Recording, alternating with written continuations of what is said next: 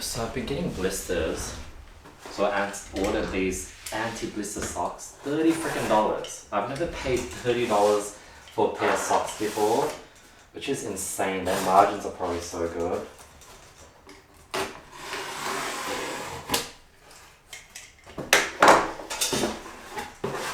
Okay. Let's check out what $30 freaking socks look like. Has like 1,000 reviews. Very thick and nice. Blister resistant, maximum cushioning. Okay, so there's a lot of cushioning. Apparently that's it. Natural merino wool, certain technology. So let's try it on right now. Because I actually have some blisters. I'll show you. I've been rocking this Band-Aid. This is what it's healing-ish. You guys can't really see it.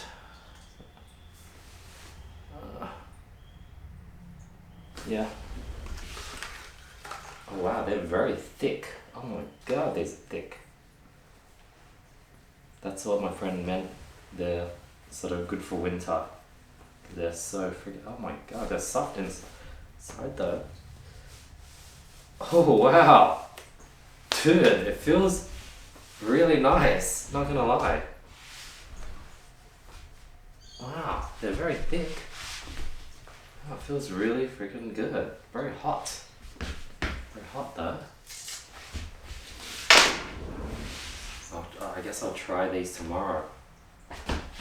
$30. Wow.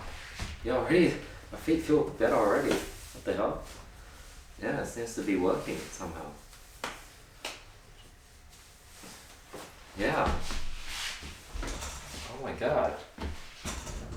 They feel really nice. What the hell? They feel like how would I describe it? Feels like